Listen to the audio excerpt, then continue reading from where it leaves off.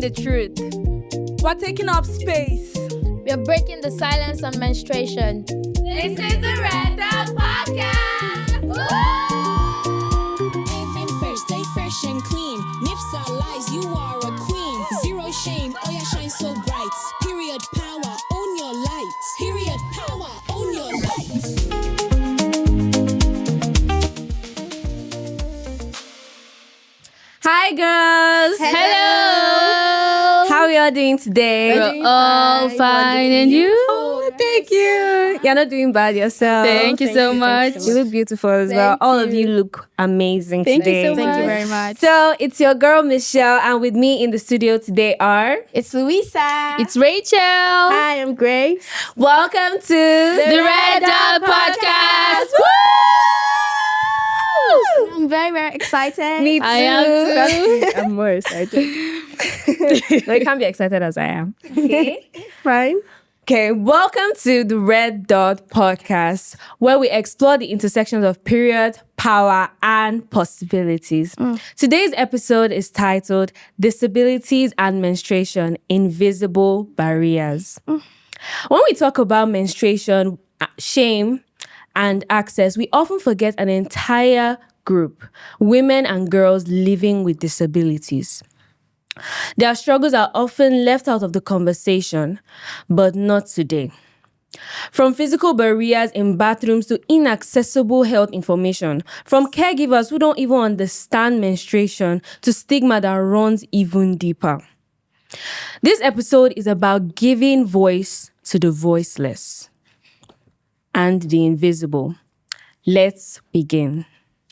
So, girls, what are we missing? Okay. Now, think about your last period experience. Maybe you had access to pad, you had access to water, a bathroom, a pain relief, or even a safe space.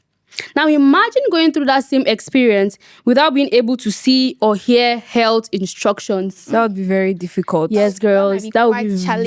very. Thank you, Louisa. That would be very, very challenging. Imagine Because- not being able to hear the doctor's instructions or even see the pad you want to change into. Or someone walking up to you to tell, oh, the color of your menstruation is black just because you can't see. Yes, That would be very difficult and challenging. They are telling the truth or Or a lie. It's just like you saying you don't know what is happening to your body, or not having hands or mobility to change a pad. That would be very, very stressful, and not even having the resources Yes. to use.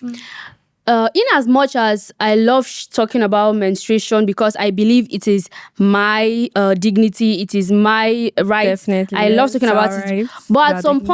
point, I love to keep things private. to yourself. Yes, I love doing things my own way. I love changing my pad the way I want to change it. I decide which product works for me. But these girls living with disability don't have that privacy anymore. Yes. That's true. Because they will be needing someone to change their pad for help them. them. Yes, someone will have to help them do something that they would have done by Or themselves. sometimes they don't even have access to sanitary products, or they might not even like the one that they are using. Yes. Imagine a girl being not being able to see. Now she doesn't like the pad she's using, but she doesn't even know if there are other products to Yes, use, right? yes. And imagine a caregiver who doesn't even understand menstruation as well. Then she doesn't know how to handle her body. That would be very, very challenging. Or in a school with no ramp, no private bathroom, and no understanding of your needs. You know, in all the schools that I've been to and some institutions I've walked into, I haven't seen where they built a particular place where girls living with disabilities or people living with disabilities are okay to go I can to, also like, relate ramps or to that story as well. And most of them don't even understand their needs. Like, That's true. girls living with disabilities have needs that we should understand, but most people just sideline. They really don't even take it into consideration. Yes, for That's instance, really that's really challenging as Yes, well. yes. And for instance, in my school, to get to the toilet, you have to use stairs, and we have some students who are Disabled. no, not Who are living with disabled, but living with disabilities. Yes. So we have a student, she has autism, and for her to get up the stairs is very hard for her. Yeah, She she'll be needs needing someone support. to help her get up the stairs. So imagine our school had a ramp. Wouldn't it be easier? To be, It will be very, very It would be easy. very, yes. very easy for her to get up the stairs without needing anyone to help her with it. And yeah. it would be very easy for them and for her as well. yes. So we have to put them into consideration. We have to put girls who are living with disabilities into conversations that they need this, they need ramps, they need grab bars, they need many things in lifts. schools, in Yes. churches, in Because their needs matters a lot. Yes, exactly. and that is very, very true. Important. Yeah, that is the daily reality of many girls and women living with disabilities in Nigeria. This isn't just about health, it's about human dignity. Oof. Thank you, Grace. Now, we've been talking and talking and talking. Let's hear some real life experiences. Let's hear from those who've walked this road. I have cerebral palsy. Changing a pad alone is nearly impossible. Sometimes I wear diapers even when I don't want to. Oh God, that's really challenging. And it has come to my notice that cerebral palsy is like a condition whereby you're not able to control your movements or your muscles. So it will be very difficult for her to move or to even change her own pad by herself. You know what I'm saying? You know, I believe the reason why they wear diapers is because they feel it absorbs more faster and Yes, can and take them a it long doesn't period of absorb time. them change. Yes, because I don't feel like them using diapers shows that it's more easier. I believe it is not easy because for someone who has cerebral palsy, not being able to control your movements and your muscles, it's very, very difficult. because that's why we need ramps in schools. Yeah, exactly. grab bars. Right? Yes, we need girl. ramps in schools. So if there was a ramp, she wouldn't be forced or see it as a must to use diapers, because when she goes out, she sees it stressful to change. Yes. So she sees it easier to use Diapers instead of the normal sanitary which is very products. challenging and Yes. very difficult for her to go on with her daily activities. Okay, let's hear from the second girl who would like to share something with us. Nobody explained menstruation to me because they assumed I wouldn't get it. I found out on my own, scared and confused. That must be really, really painful, because I also personally didn't learn how to use a sanitary pad from school or from home in particular. When I went to buy a sanitary pad, I had to ask the pharmacist what it was. And even when I got home, I didn't know I still was confused about how to use a sanitary pad. I had to go online to go and search for how to use a sanitary product. So you can imagine that I didn't learn that from home. I didn't learn that from school. I had to go online to learn that. I feel every girl is supposed to be given that right to know how. Information. Yes, that information about menstruation, because it's your body. Definitely, it will happen to you. Yes. So it shouldn't be whether you're a girl living with disabilities or not. But every girl is supposed to give in that information about menstruation in order to understand their body. Very true. And you know, most pads are mostly made assuming that every girl has the ability to use both hands. They don't even put brailles in it, no markings for it to be easier for girls living with a disability to be able to use easier. And also, imagine a girl with mobility issues. To unwrap it would be very hard for her. They need to be put into consideration. They definitely need to be put into consideration. And you know, we have different body types. At times, most girls experience their menstruation a bit earlier, because I have a friend who started menstruating at the age of 9, and sometimes it's come a little bit late, because I also have a friend who started at the age of 19. So you see, for you to say someone can't start menstruating, it is totally wrong. It is absolutely wrong because you don't own that person. You don't know how that person's body work. You don't know anything about that person's body. So you just need to let the person be. Yeah, and the painful part is that many people believe that girls living with disabilities might not see their menstruation, which And that is very totally wrong. Yes, really, Many really people wrong. believe that, and it's very, very wrong to see this. And I was reading an article that nowadays, in some African countries or other countries as well, many parents or some parents will take their children living with a disability to the hospital to get injected so that they won't see their menstruation.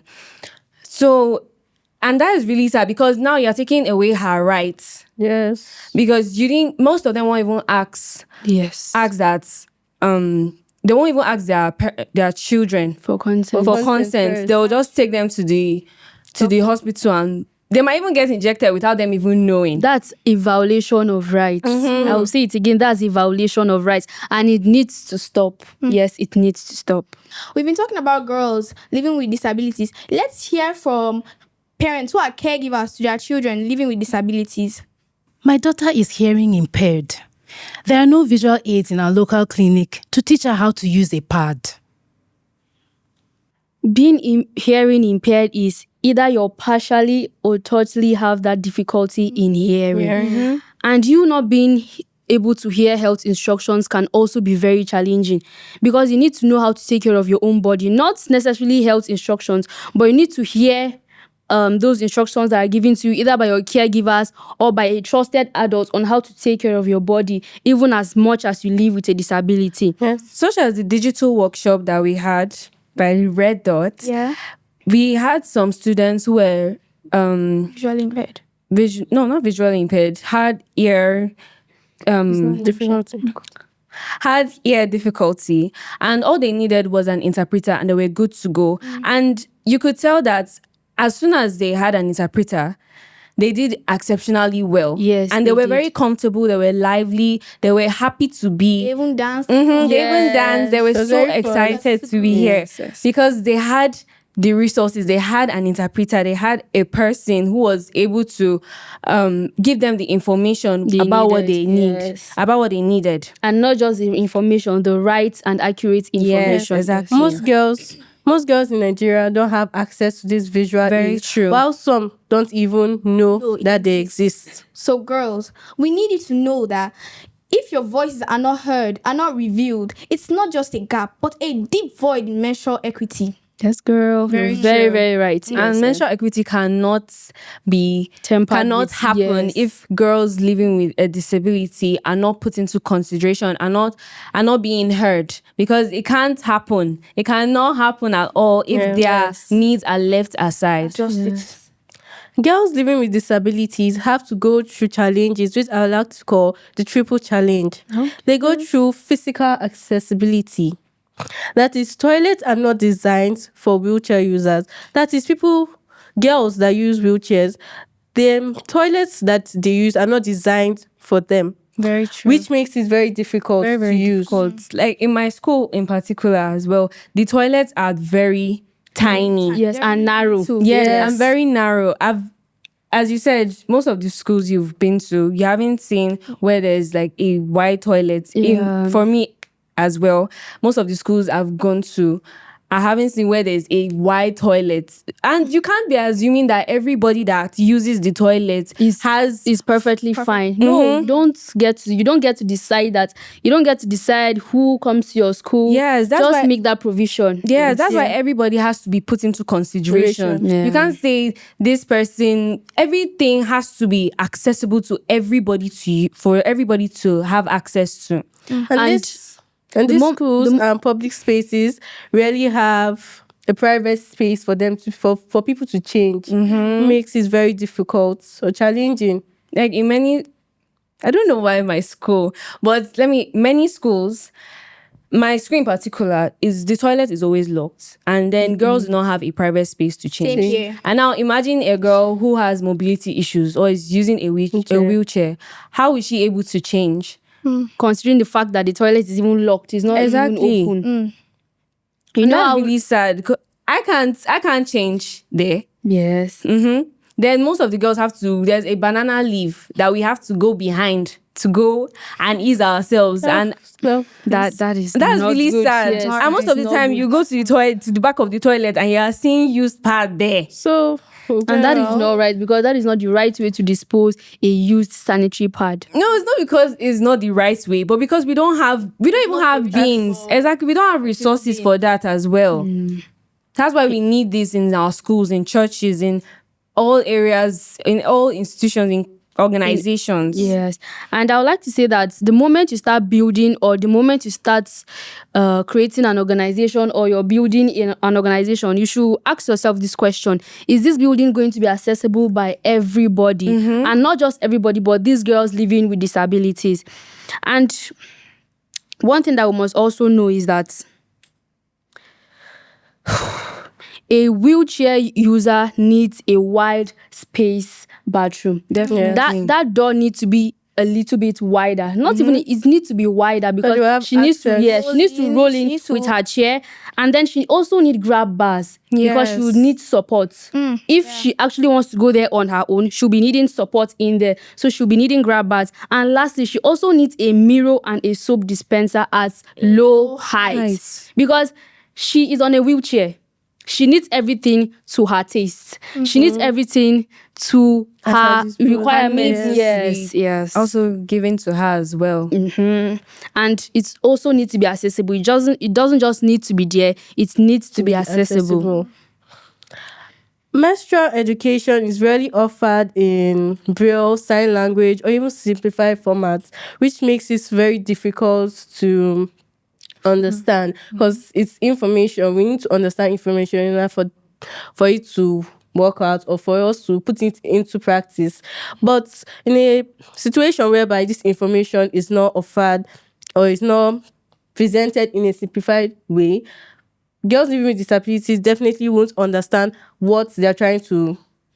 The information they're Yes, they're trying to pass to them. Try to pass. Such as the workshop, as I said, if there wasn't an interpreter, then they wouldn't be able to understand what was Yes, they going would on just as be well. lost, and they would just they may end up saying it was boring because there was no interpreter, And to they'll attend feel to their lost needs. and sad Yes. about coming. Now, for instance, you went to a community, you gathered some group of girls, you spoke to them about menstrual health, menstrual dignity, and all they need to know.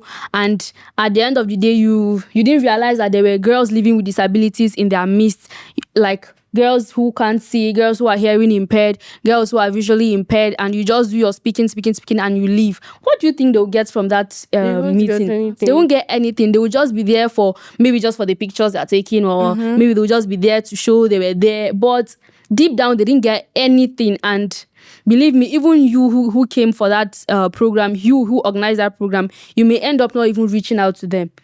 Because you didn't provide it in a language they will understand. Yes. You didn't provide an interpreter. You didn't give them any visual aid for them to feel, oh, he came prepared for us. He wasn't expecting us, but since we were here, he came prepared for us. No, you didn't do that. You may end up just going the same way you came, because you are not going to impact any knowledge into anybody. And let's be honest, even the pads that we use, some of them don't have brailles for Yes, girls. you're very right. For girls who are visually impaired to use, right? Even Yes. sometimes some pads don't even have instructions written on it. For instance, a girl doesn't is hearing impaired. For her to read it, it's not there. So how is she supposed to know how to use a pad? Many are even left in the dark about their own bodies. They don't understand how their bodies work. And that is really challenging, or rather difficult, because it's your body. You're supposed to know how it works or how it functions. And in most cases, they don't know. Now, stigma and caregiver control. Some caregivers or institutions limit menstrual autonomy out of shame, fear, and ignorance. Okay, I like to clarify something. A caregiver doesn't necessarily have to be a paid professional. Yeah. A caregiver, yes, it can be your dad, Your guardian, yes. anyone that cares for you in general. Is a caregiver, so to say. And in extreme cases, girls with disabilities face sterilization and that's very suppression without consent. you living with disability opens you up to a lot of things. You can get oppressed, you can get suppressed. Sometimes you even get bullied, and just because you're Which is disabled. not supposed to be. Yes, it is not definitely right. not supposed to be, because you were not the one who put yourself in these shoes. Yes, at any time, anywhere, someone can get disabled. You never can tell. So you must be very, very conscious of Considerate. yes, of the things you pass out to others, your words, your actions. You just need to be careful. That's And if their needs are not heard, they are now left dealing with two things. Yeah. They are dealing with a disability, and then they do not have access to sanitary products. How would The their right information. Yes, now their activities are now being cut short. When imagine going to school, then you go to you go to class, and then your pad is already full and there's no private space to change.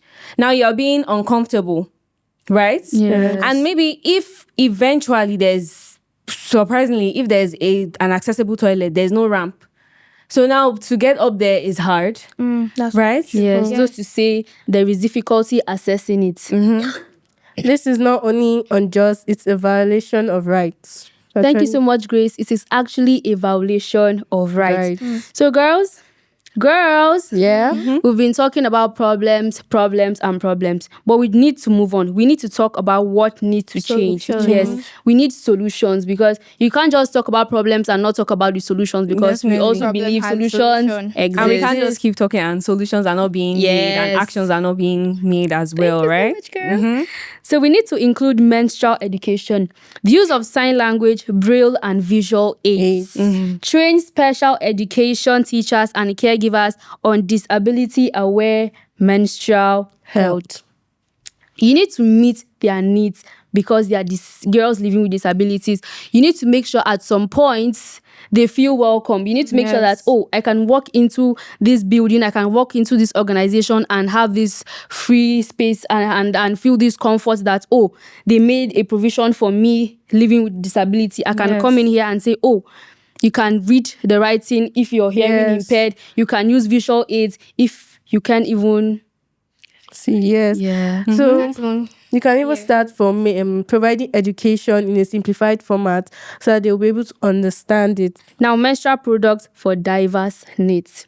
You will all agree with me that we have sanitary products, we have pads, we have tampons, we have menstrual cups, we have even reusable option.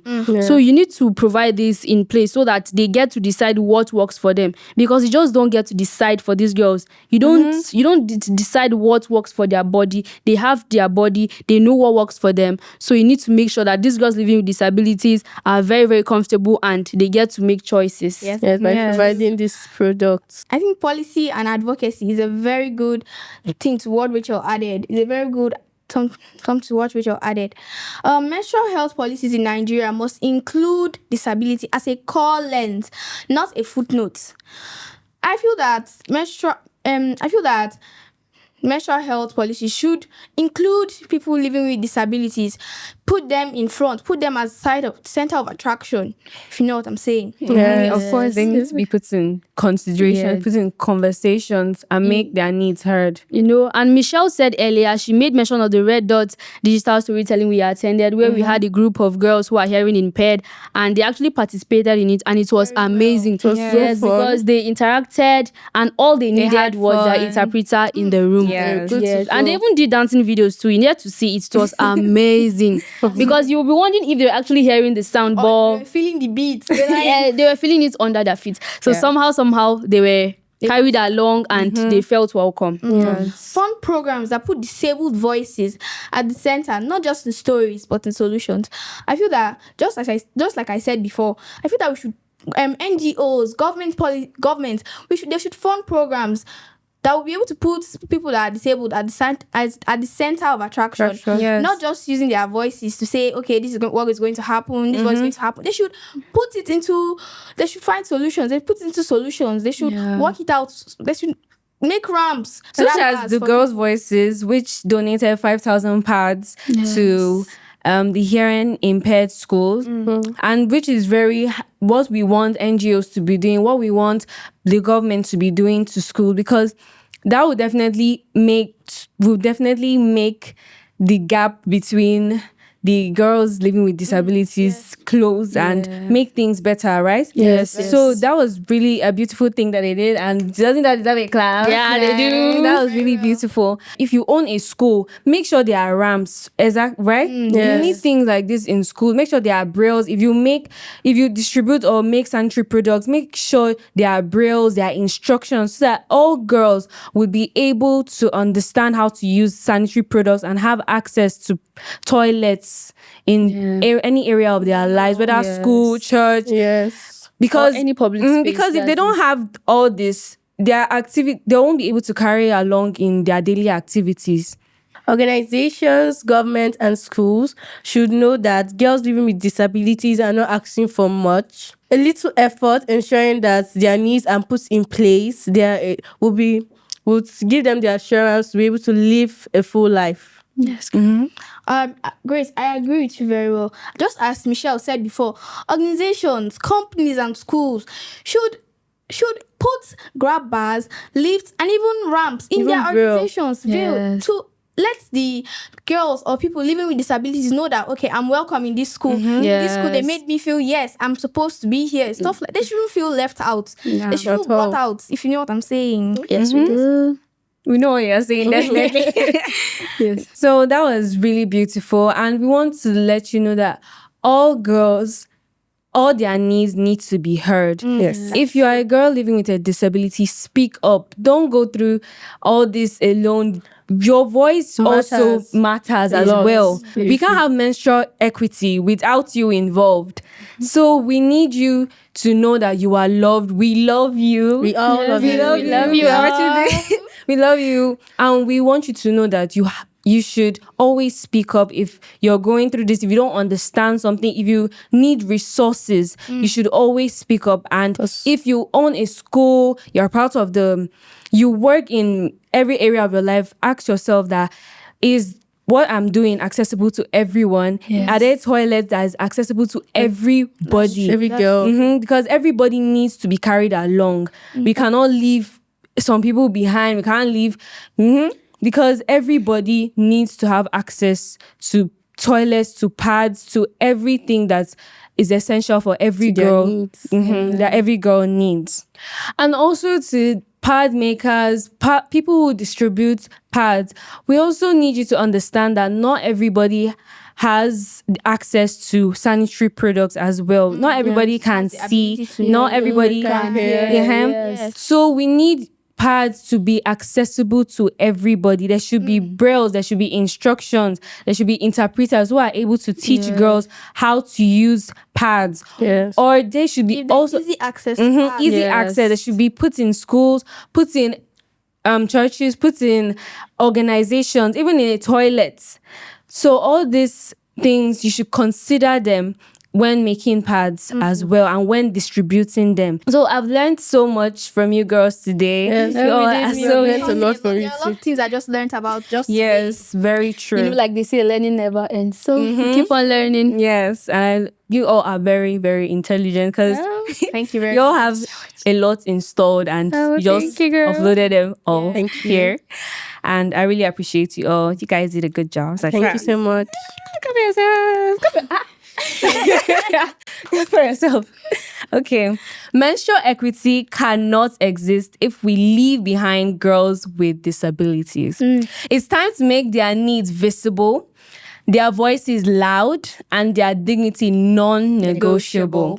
If you work in health, education, caregiving, and advocacy, ask yourself, is what I'm doing accessible to everyone? Thanks for listening to the Red Dot Podcast. Join us next time for another powerful conversation. Until then, speak boldly, bleed freely, and leave no one behind. And don't forget to like, subscribe, share. Dignity and power. Yes. Kill the fear. Hygiene And make sure first, to stay share fresh as well, and okay? clean. Lips Bye. are lies, you are a queen. See you Zero next shame. Oh, yeah, shine so bright. Period power. Own your light. Period power. Own your light.